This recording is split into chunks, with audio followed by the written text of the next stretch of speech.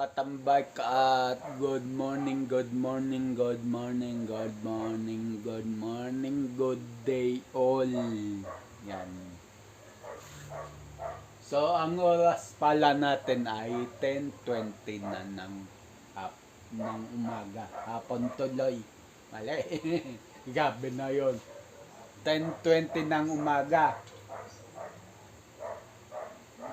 Sa pecha na August 18, 2025. So, ayun. Kwento ko sa inyo. Nangyayari kahapon. So, ayun mga katambay.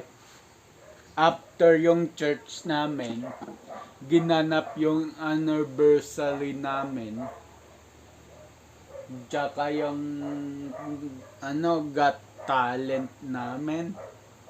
And then nag-perform kami ng mga kalalakihan, mga kababaihan, mga bagets, mga bata, mga young married. So, yun. So, mga bagets yung nanalo sa grand prize. Kaming mga kalalakihan old kami naka second place lang.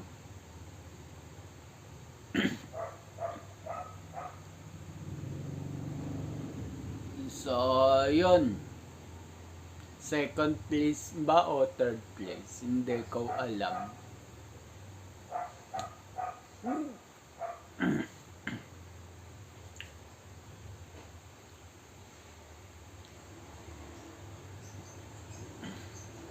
Tapos yun, edi nag-uwian na silang lahat. Kami nag-ayos-ayos pa doon kasi daming liligpitin eh. Edi nagligpitan muna kami.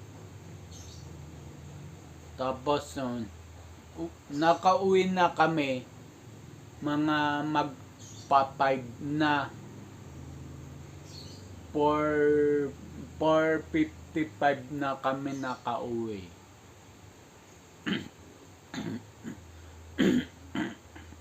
Simula 8:30 ng umaga nawala ako dito sa bahay hanggang 4:55 ng hapon. Sa bagay, walang-wala pa yan sa trabaho ko dati. Pero ayoko nang pagkumparahin yun. At sineserban ko naman yung tahanan ng Panginoon.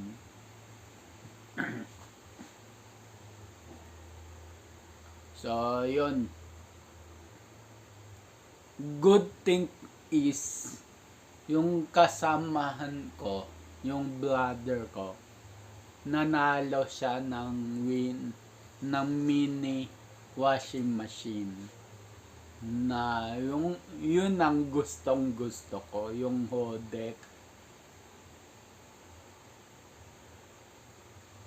Pero sa isip-isip ko, mas nangangailangan siya. Tama nga ako nang hinala kasi nag-usap kami. Nangangailangan daw yung anak niya kasi busy daw sila sa work. Tapos walang maglalabas sa kanila.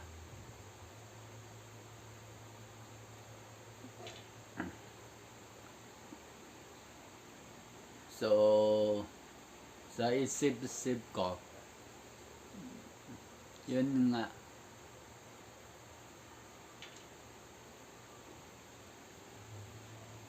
Pero, sana pala rin ako makabili ng Hodek na mini washing machine na yon. makabili ko. Kasi gusto ko talaga yon.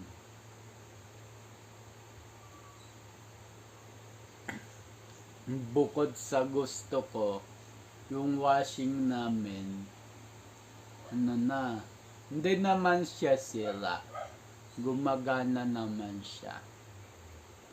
Maingay lang. Tsaka gusto ko, may bukod yung labahan ng mga yung short tsaka damit. Tsaka mga kumot, bedsheet, yan. Tapos, bukod yung washing ng mga underwear. Yan.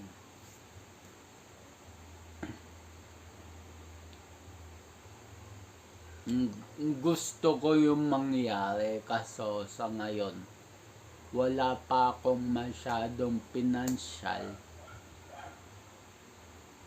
kaya tis-tis lang muna.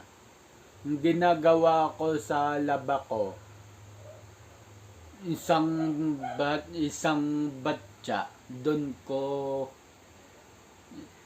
isang palanggana, doon ko na nalalagay mga underwear tsaka ng medyas ko. Tapos nilalagyan ko na ng tubig para umano siya. Tapos habang nagwa-washing, yun, nabababad siya. And then ginawa ko ng 3 batch. Banlaw tsaka sabon. Banlaw damit, banlaw short, banlaw mga underwear. Tapos yung sabon, banlaw sabon damit, sabon short, sabon underwear. So yun. Tapos sabon, banlaw na uli. So ganun na lang ginagawa ko para hindi din mabigatan yung washing. Kasi may problema na ngayong gearbox.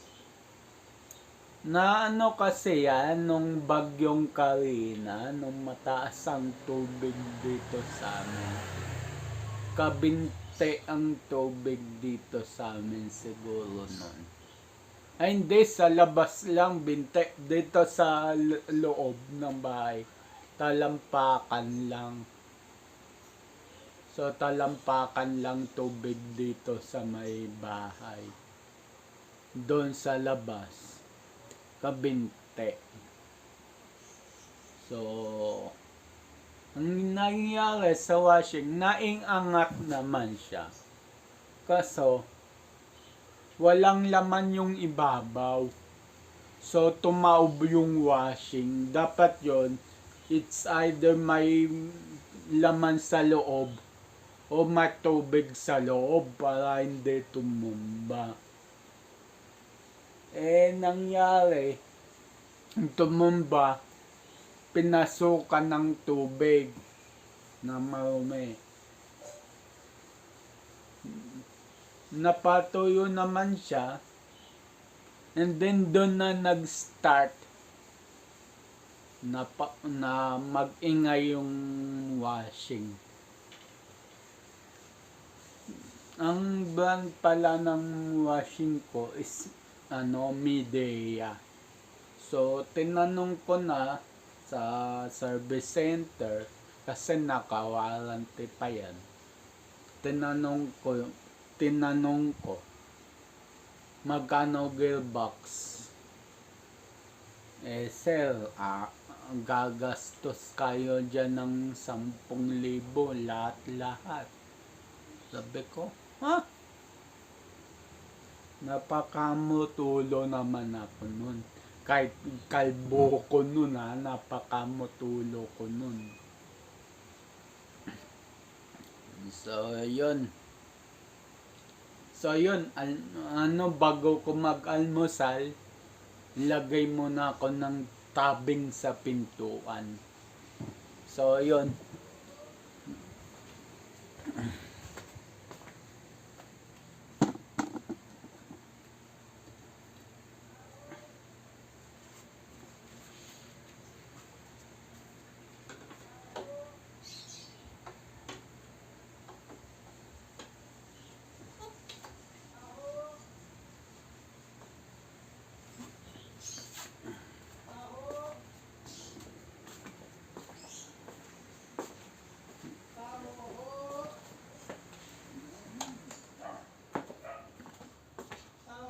So, yun, magkakape na ako mga katambay.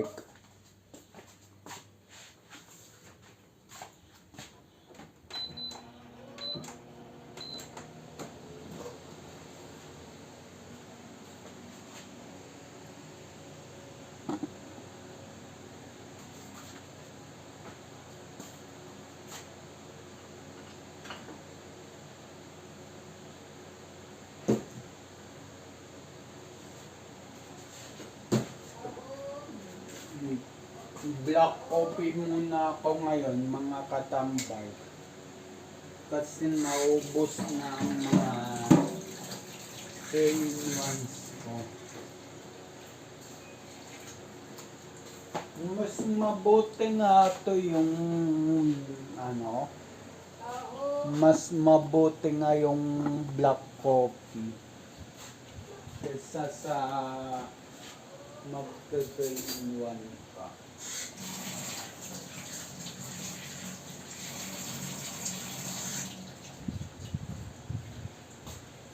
Pero bibili na rin ako ng kape sa Dali kasi nandyan lang sa kanto namin yung Dali.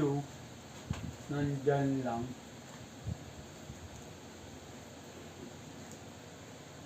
Paglabas mo ng kanto namin, ilang bahay, 4 na bahay, Dali na.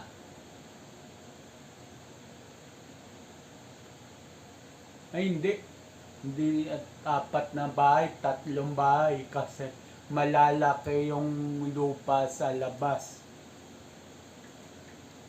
So 3 bahay lang.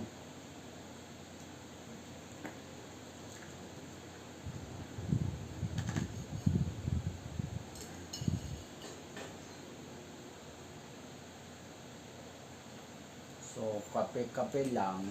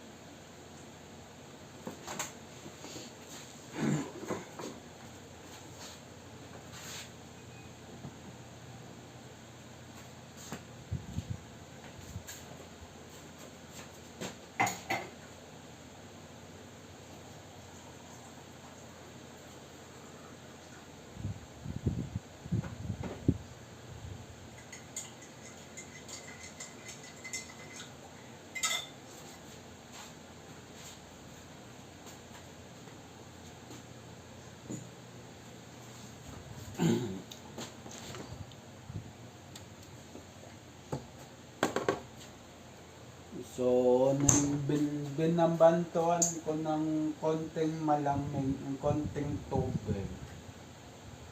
Kasi masyadong mainit yung konti lang naman.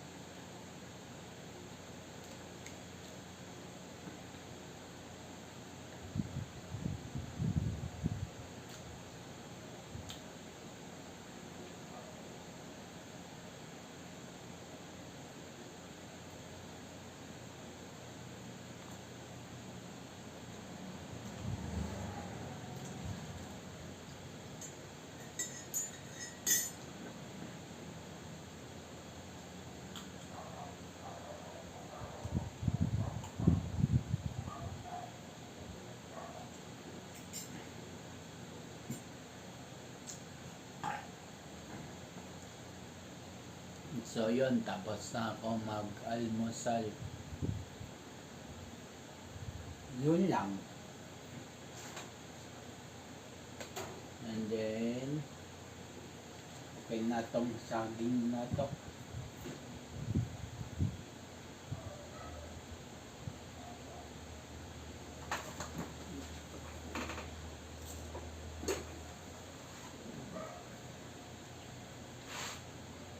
Hinog na siya. Yung mga kasama niya hindi. Siya palang nahinog.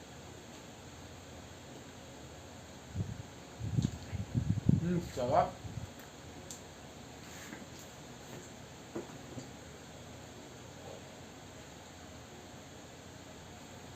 Pawala pa lang yung pakula niya.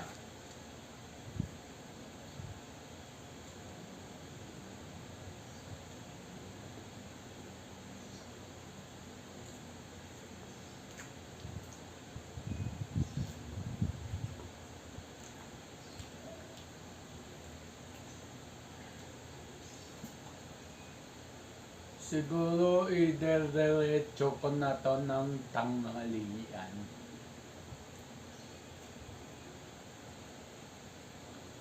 Kasi mga 10:30 naman na din. May ihahatid pa akong service mamaya. Mamaya na lang ako siguro kakain mga alas 3, alas 4.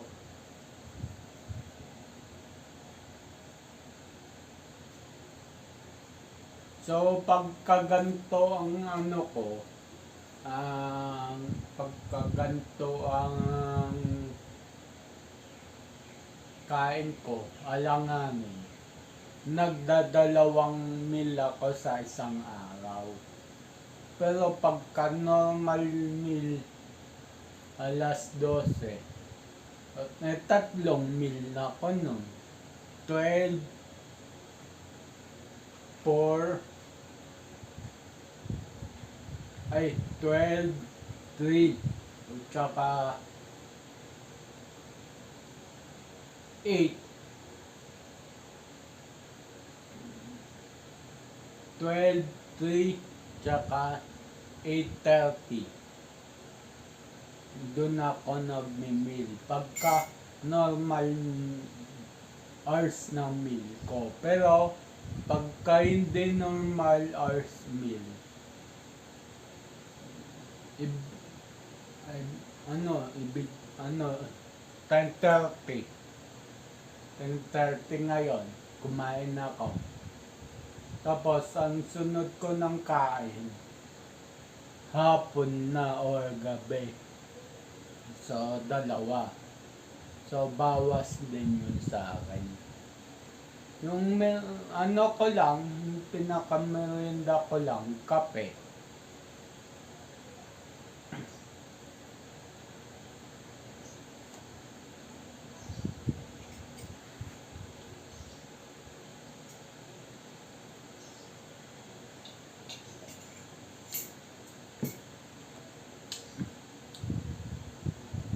So, panay sabon ako nito ng baso ko kasi may naiiwan latak sa gitna.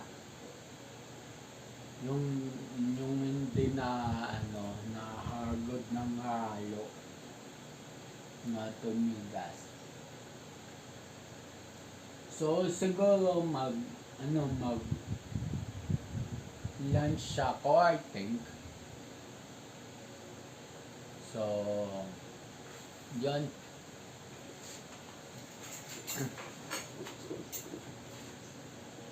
So, bago yun, babaran ko muna yung bag ko.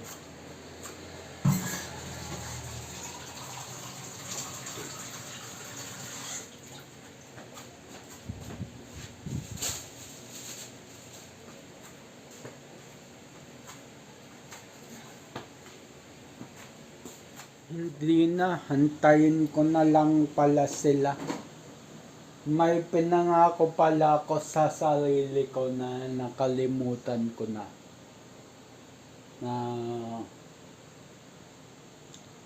paunahin ko muna sila bago ko kumain. Kasi, pagka kumain sila, bugaga lang dyan. Although inaayos naman nila, nagalit nga ako nun kasi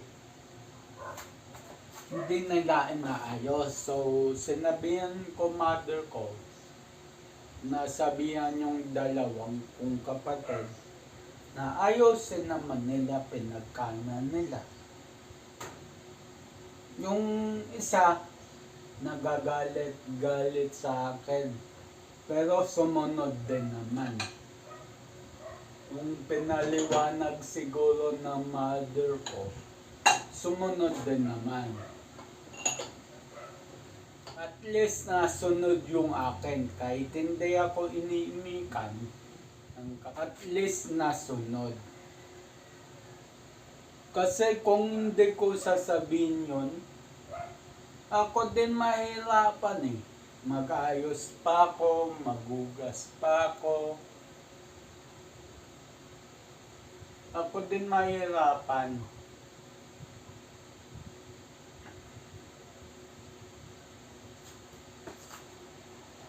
Kaya yun, sinabihan ko yung mother ko.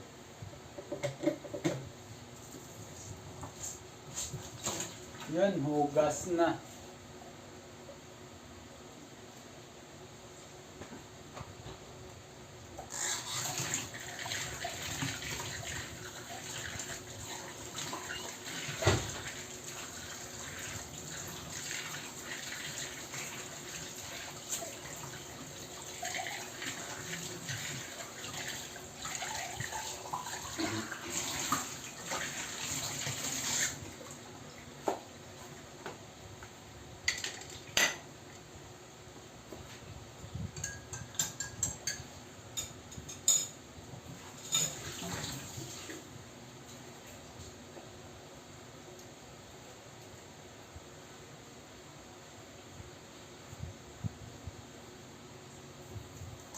Saka yung mga katambay, kaya nabanggit ko rin sa video na nagpapatihuli ko ng kain.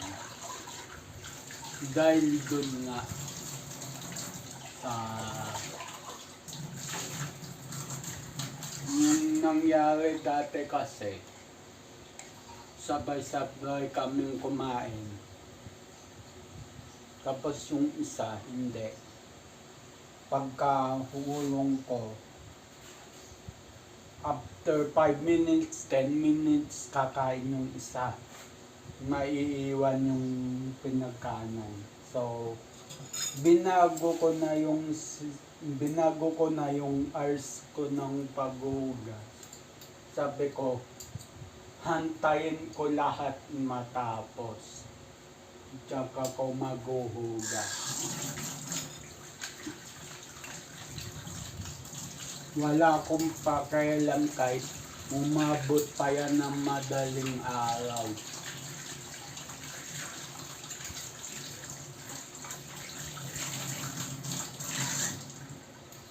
Basta walang maiiwan na hugasin pagkagabi.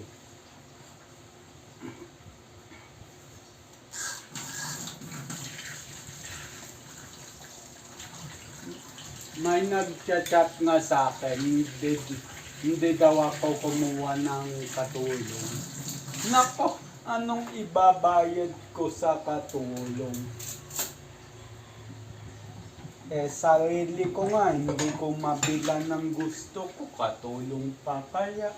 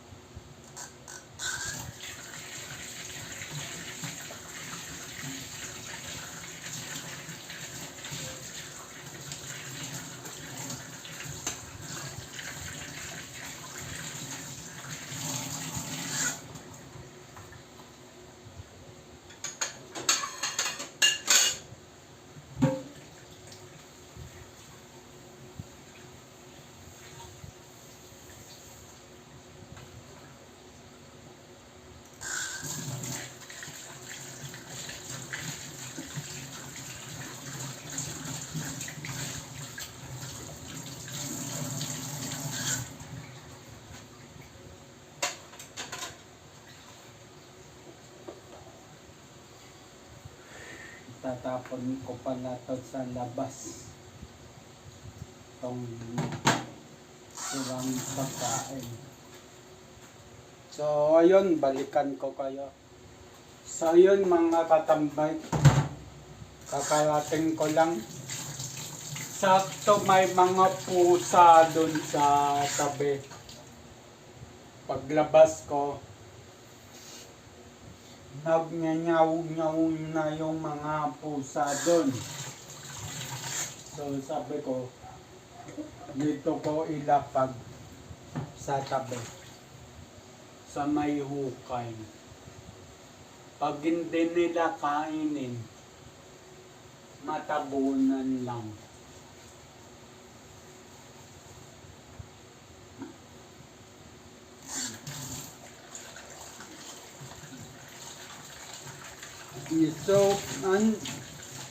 So yun, pagpasok ko ng gate, Jud, may nakita kong letter Jud na ko, Judith na naman.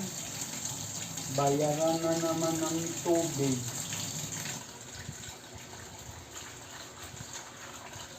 So,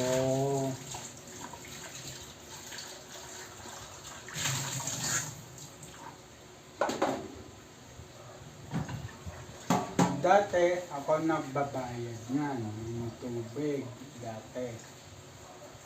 Napulga lang ako. Kung tutusin, kaya kung pag-ipunan na ng tubig. Napulga lang ako kasi sinasamantala nila na ako yung nagbabayad. Ganon sila dito sa bahay.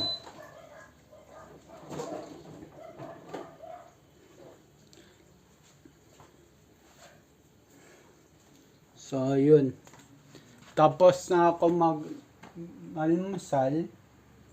Tapos na ako mag-ulong. Yan. So, yun. At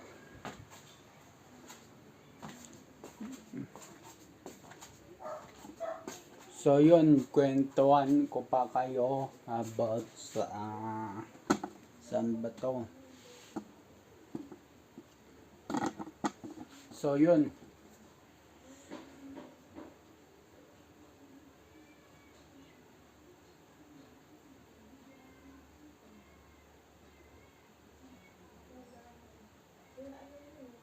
So, yun mga ka-top bike at pangitang pwesto ko dito.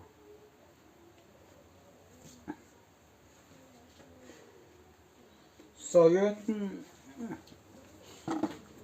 yun nga mga katambike, pinag-iipunan ko yung aking washing machine na kung pwede papagawa ako. Yan, mas malinaw, mas maganda. So yun, ipapagawa ko yung aking washing machine na 10,000. Pinag-isipan ko kung papagawa ko or bibili na lang ng bago. Kasi medyo pricey din yung brand new na yan, yung washing na yan. Nasa 55,000. Medyo pricey din eh. Kaya pinag-isipan ko kung ikikip ko yung pa siya or ile-let go ko. Hindi naman siya sira, maingay lang siya. Tsaka yun sa gitna ng spinner, may may naglilik na tubig doon sa gitna ng spinner. Naalala ko, nandun yung motor, baka mag-ground. Buti wala na sa gilid. Pan belt lang nasa gitna. So ayun, So yun mga katambay, dito na ako magpapaalam. Ang oras natin ngayon ay 11 o'clock na ng umaga sa petsa na